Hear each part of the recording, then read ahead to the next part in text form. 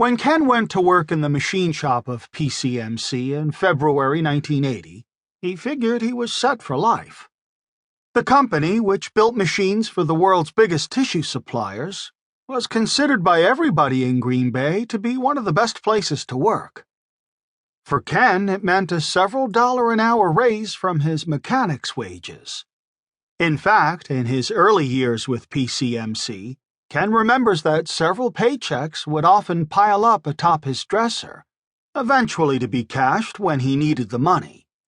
But it was about more than just a good wage.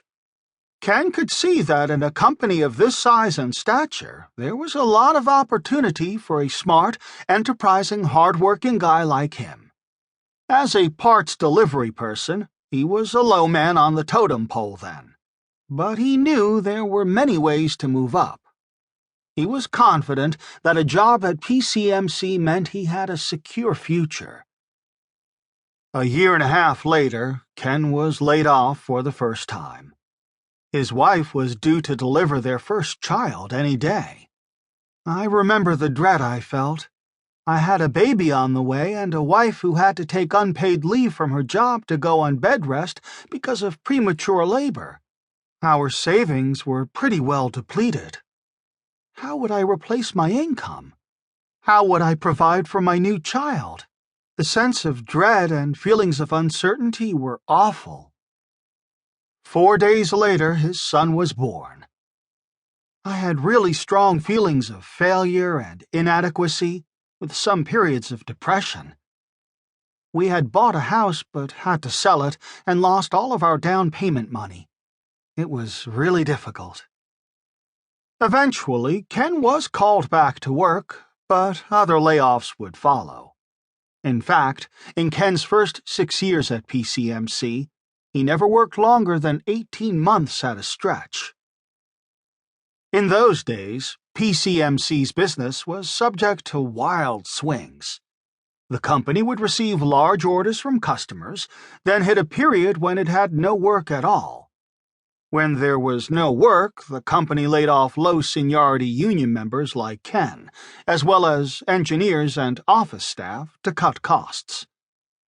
There was little predictability as to when a layoff might happen. Once, Ken found himself working overtime on a Saturday, only to learn on Tuesday that he was being laid off again. Executive jobs were never touched, and those who held them barely felt the impact of the ups and downs of the business. For people like Ken, those ups and downs often meant financial devastation. There was no way for low-seniority employees to plan for a layoff, since there was little communication from the company about when one would happen and how long it might last.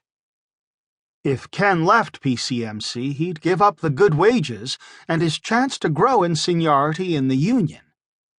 And getting hired by another company during a layoff was next to impossible, as many of the other local employers required workers to sign an agreement saying they wouldn't return to PCMC when the downturn was over. It was both a financial and an emotional roller coaster. PCMC's manufacturing director, Jerry Hickey, was experiencing his own emotional roller coaster. His natural tendency was to be a supportive and trusting leader who gave his team lots of encouragement and helped them solve their problems. But he also gave them plenty of space and freedom to do their jobs. He viewed the people he led as friends.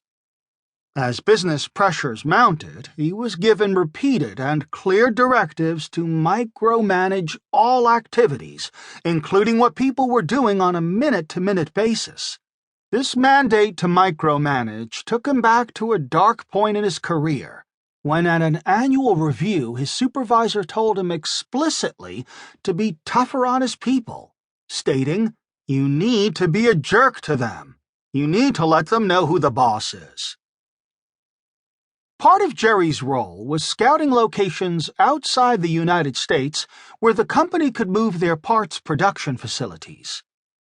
His passport was peppered with stamps from countries from Mexico to Poland to China. In essence, Jerry's job was to eliminate jobs in Green Bay and take opportunities away from his friends. With every trip, Jerry felt more demoralized.